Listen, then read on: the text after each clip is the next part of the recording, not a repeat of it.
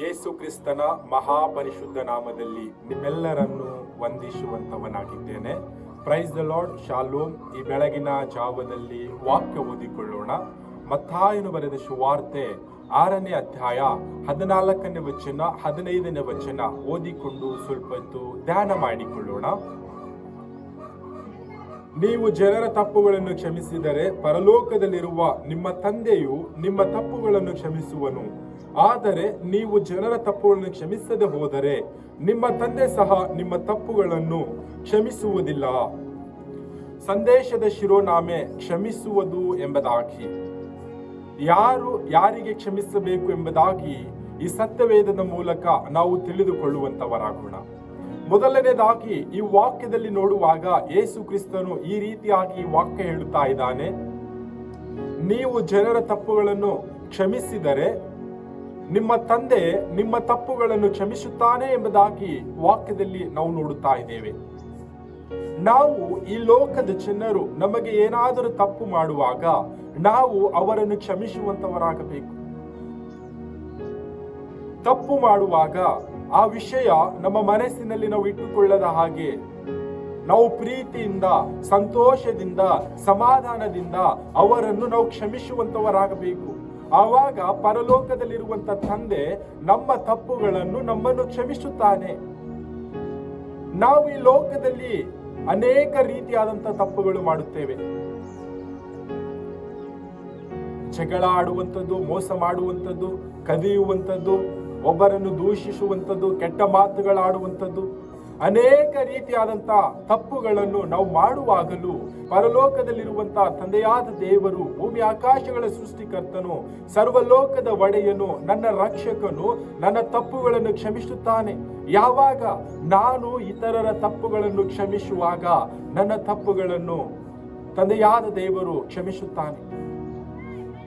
ಈ ಒಂದು ದಿನದಲ್ಲಿ ಈ ಲೋಕದಲ್ಲಿ ನಾವು ಯಾವ ರೀತಿಯಾಗಿ ಜೀವಿಸುತ್ತಾ ಇದ್ದೇವೆ?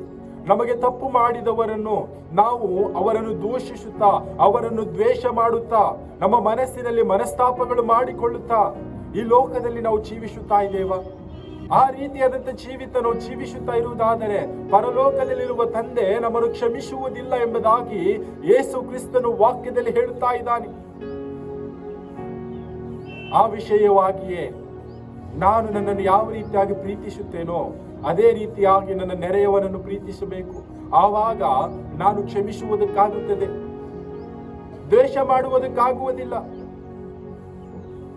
ಕೆಟ್ಟ ಮಾತುಗಳು ಆಡುವುದಕ್ಕಾಗುವುದಿಲ್ಲ, ಮೋಸ ವಂಚನೆ ಮಾಡುವುದಕ್ಕಾಗುವುದಿಲ್ಲ.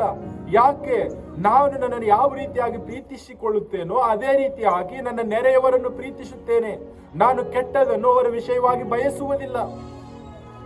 ಆವಾಗ ಅವರು ತಪ್ಪು ಮಾಡುವಾಗಲೂ ನಾನು ಕ್ಷಮಿಸುವಂತವನಾಗುತ್ತೇನೆ. ನಾನು ಕ್ಷಮಿಸುವಾಗ ಪರಲೋಕದಲ್ಲಿರುವ ತಂದೆ ನನ್ನ ತಪ್ಪುಗಳನ್ನು ಕ್ಷಮಿಸುತ್ತಾರೆ. ಈ ಒಂದು ದಿನದಲ್ಲಿ ನಮ್ಮನ್ನೇ ನಾವು ಪರೀಕ್ಷೆ ಮಾಡಿಕೊಳ್ಳೋಣ.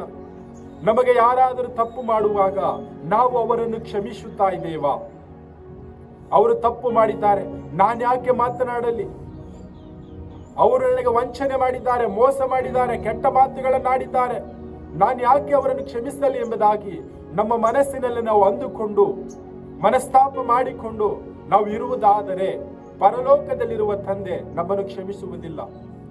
ಪರಲೋಕದಲ್ಲಿರುವ ತಂದೆ ನಮ್ಮನ್ನು ಕ್ಷಮಿಸಬೇಕಾದರೆ ನಾವು ಇಹಲೋಕದಲ್ಲಿ ಜೀವಿಸುವಾಗ ನಮಗೆ ಯಾರು ತಪ್ಪು ಮಾಡುತ್ತಾರೋ ಅವರ ತಪ್ಪುಗಳನ್ನು ಕ್ಷಮಿಸಿ ಅವರನ್ನು ಪ್ರೀತಿಯಿಂದ ನಾವು ಮಾತನಾಡುತ್ತಾ ಅವರೊಟ್ಟಿಗೆ ಜೀವಿತವನ್ನು ಜೀವಿಸುವಾಗ ಪರಲೋಕದಲ್ಲಿರುವ ತಂದೆ ನನ್ನ ಮಗನು, ನನ್ನ ಮಗಳು ಇಹಲೋಕದಲ್ಲಿ ತಪ್ಪು ಮಾಡಿದವರಿಗೆ ಕ್ಷಮಿಸಿದ್ದಾರೆ, ನಾನು ಕೂಡ ಇವರನ್ನು ಕ್ಷಮಿಸುತ್ತೇನೆ ಎಂಬುದಾಗಿ ಪರಲೋಕದಲ್ಲಿರುವ ತಂದೆ ನಮ್ಮನ್ನು ಕ್ಷಮಿಸುತ್ತಾನೆ. ಈ ಸತ್ಯವೇದದ ಮೂಲಕ ಈ ಒಂದು ದಿನದಲ್ಲಿ ನಾವು ತಿಳಿದುಕೊಂಡಿದ್ದೇವೆ ನಾವು ಯಾವ ರೀತಿಯಾಗಿ ಲೋಕದಲ್ಲಿ ಜೀವಿಸಬೇಕು. ತಪ್ಪು ಮಾಡುವವರ ತಪ್ಪುಗಳನ್ನು ಕ್ಷಮಿಸುತ್ತಾ ನಾವು ಜೀವಿಸುವುದಾದರೆ ಪರಲೋಕದಲ್ಲಿರುವ ತಂದೆ ನಮ್ಮ ತಪ್ಪುಗಳನ್ನು ಕ್ಷಮಿಸುತ್ತಾನೆ. ಒಂದು ಉದಾಹರಣೆ ನೋಡುವಾಗ, ಇಹಲೋಕದಲ್ಲಿ ನಾವು ಏನಾದರೂ ತಪ್ಪು ಮಾಡುವುದಾದರೆ ನಮ್ಮ ತಂದೆ ತಾಯಿ ನಮ್ಮನ್ನು ಕ್ಷಮಿಸುವುದಿಲ್ಲ. ಆದರೆ ಪರಲೋಕದಲ್ಲಿರುವ ತಂದೆ ನಾವು ಇಹಲೋಕದ ಜನರ ತಪ್ಪುಗಳನ್ನು ಕ್ಷಮಿಸಿ ಪರಲೋಕದಲ್ಲಿರುವ ತಂದೆಗೆ ನಾವು ಪಶ್ಚಾತ್ತಾಪದಿಂದ, ಕಣ್ಣೀರಿನಿಂದ ನಾವು ಮೊರೆ ಇಟ್ಟು ಕೇಳುವಾಗ ನಮ್ಮ ತಪ್ಪುಗಳನ್ನು ಕ್ಷಮಿಸಿ ನಮ್ಮನ್ನು ಮಗನು ಮಗಳು ಎಂಬುದಾಗಿ ಕರೆಯುತ್ತಾನೆ.